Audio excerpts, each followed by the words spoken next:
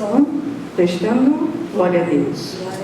Graça, misericórdia e paz da parte de nosso Senhor e Salvador Jesus Cristo. Amém?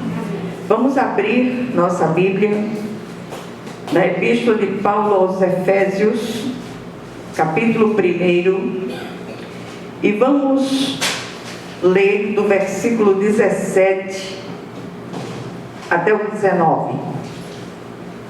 Diz assim a palavra do Senhor: peço que o Deus de nosso Senhor Jesus Cristo, o glorioso Pai, lhes dê espírito de sabedoria e de revelação no pleno conhecimento dele.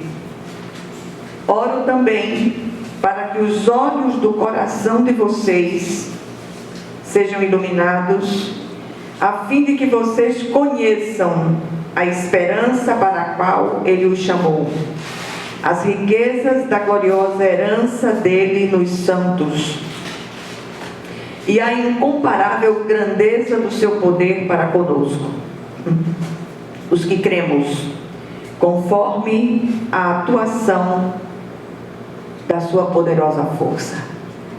Amém? Vamos orar. Senhor nosso Deus e nosso Pai Celestial, clamamos a Ti, Senhor, que o Senhor venha nos assistir nessa tarde, que o Senhor venha nos auxiliar a entregar essa palavra na força do Teu Santo Espírito. Que essas poucas irmãs que o Senhor, com as quais o Senhor marcou um encontro hoje à tarde, nenhuma delas saia daqui do mesmo modo, mas que sejamos profundamente ministradas pelo Teu Espírito. Peço também por aqueles que ouvirão a palavra através do vídeo, que o Senhor os visite, que o Senhor toque os corações dessas pessoas de um modo vivo, em nome de Jesus. Amém. O grande convite, a grande convocação do Senhor para nós no dia de hoje é para que cresçamos na graça e no conhecimento de Deus.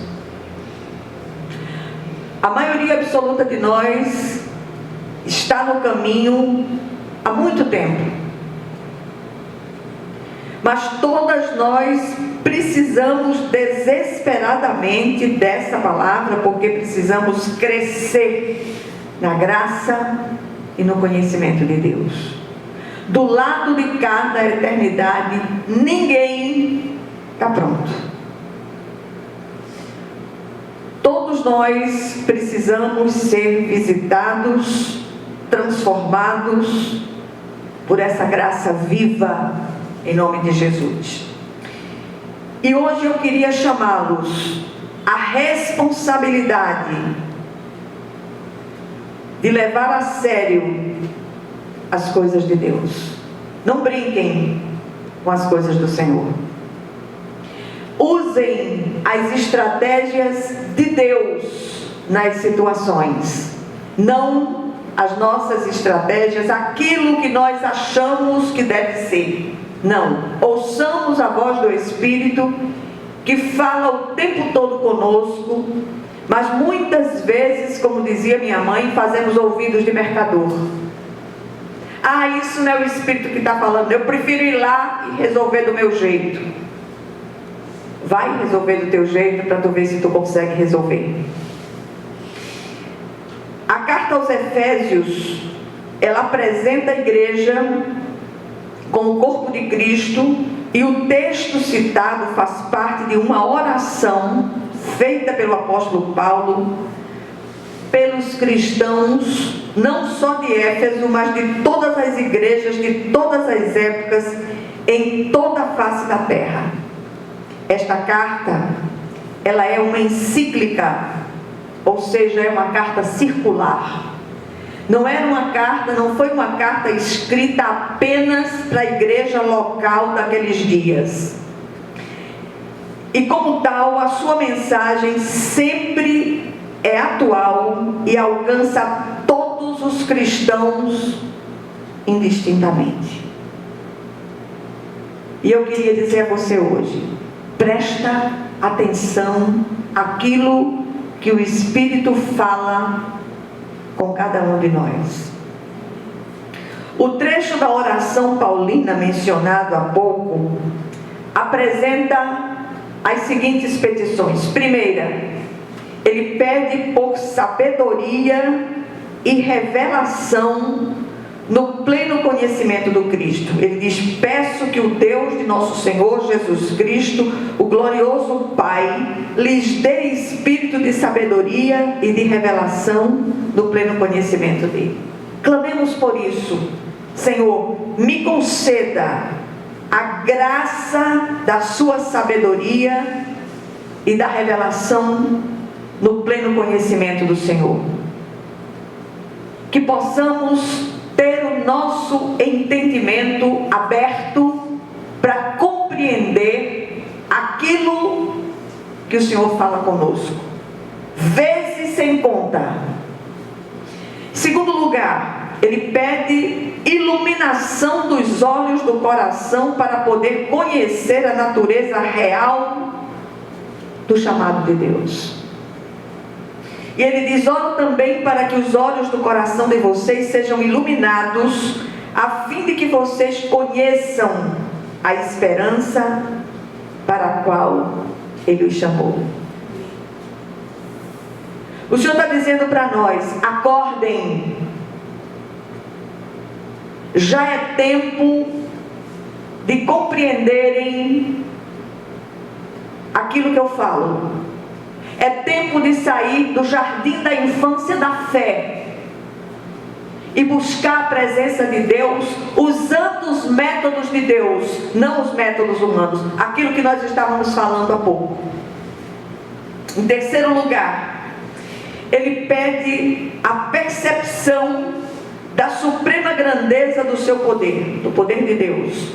Ele diz: as riquezas da gloriosa herança dele nos santos e a incomparável grandeza do seu poder para conosco, os que cremos, conforme a atuação da sua poderosa força.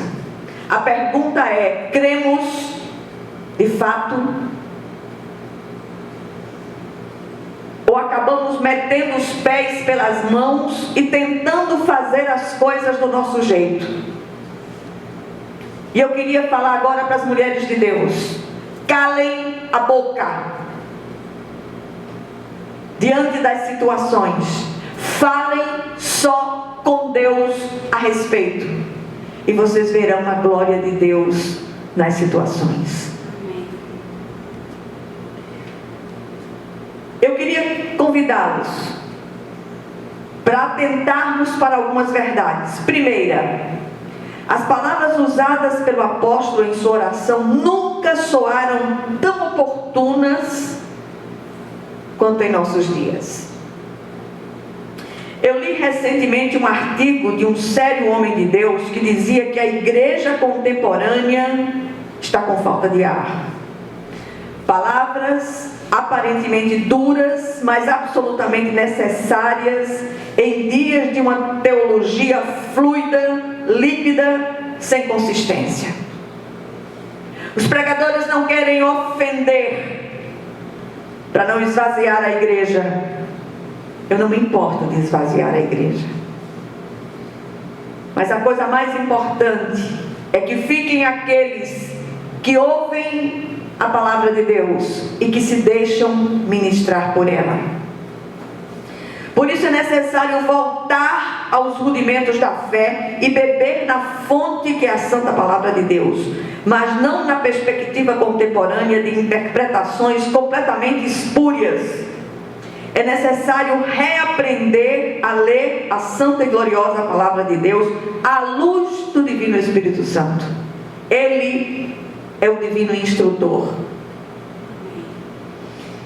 o mestre por excelência. Ler, reler, meditar de maneira responsiva tantas vezes quantas sejam necessárias, até que a palavra gere vida em nossos corações. Quer ver a glória de Deus descer na situação que você está vivendo? Pare de discutir com pessoas e fale com Deus a respeito. E você verá a glória de Deus descer. Segundo lugar, em sua oração, o apóstolo Paulo pede ao Senhor que nos conceda espírito de sabedoria e de revelação no pleno conhecimento dele. Não haverá sabedoria nem revelação sem o pleno conhecimento do Senhor. Esse conhecimento não é apenas teórico, mas experiencial de com ele andar. Quando você anda muito com uma pessoa, você aprende a gesticular com uma pessoa, a falar com uma pessoa, enfim, é inevitável. Você imagine você andando com o Senhor. O pleno conhecimento do Cristo é a viga mestra para que alcancemos as petições feitas aqui pelo apóstolo. Fora do Cristo, nada acontece. Quantos anos você tem de evangelho?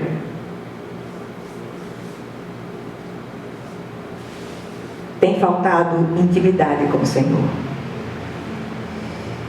Em terceiro lugar, ele segue chamando, clamando para que os olhos do nosso coração sejam iluminados, para que conheçamos a esperança para a qual ele nos chamou, para que contemplemos as riquezas da gloriosa herança dele em nós. Ele ainda pede que também conheçamos a incomparável grandeza do seu poder para conosco, os que cremos, conforme a atuação da sua poderosa força.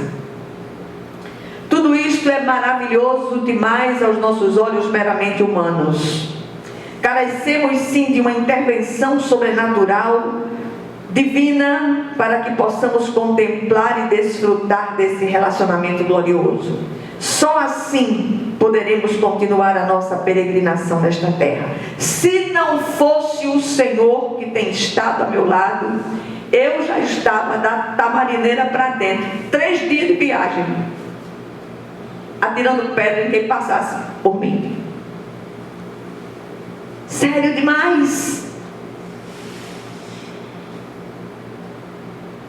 Eu tenho que diante de vocês reconhecer que só o Senhor para me sustentar, me colocar de pé e me trazer aqui para trazer essa palavra para vocês. Na minha força, de jeito nenhum.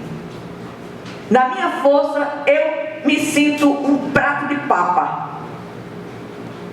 Mas é na força que só Ele supre.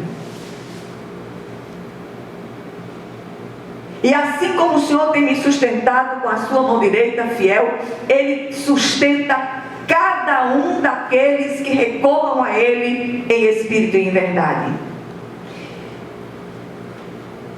Só assim podemos continuar a nossa peregrinação nessa terra.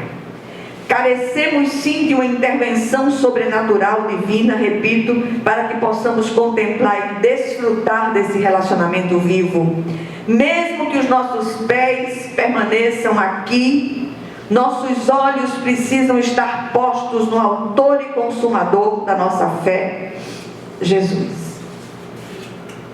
Eu repito, se não fosse o Senhor que tem estado ao meu lado, misericórdia de mim.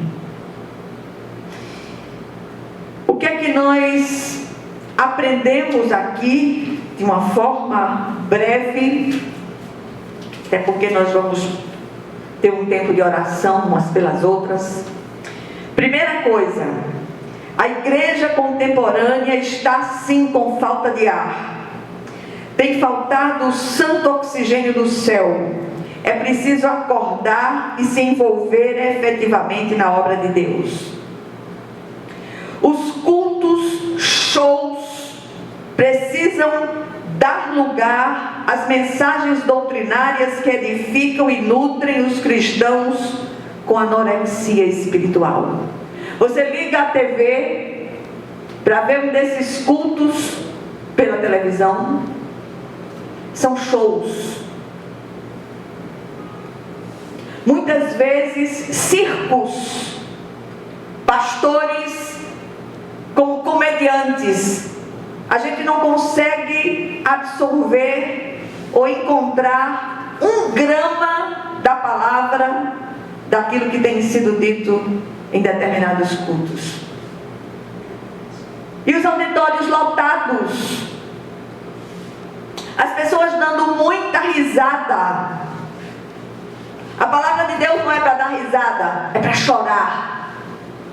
Chorar pelos nossos pecados, chorar pelas nossas atitudes, chorar pelas nossas caminhadas, pelos nossos tropeços.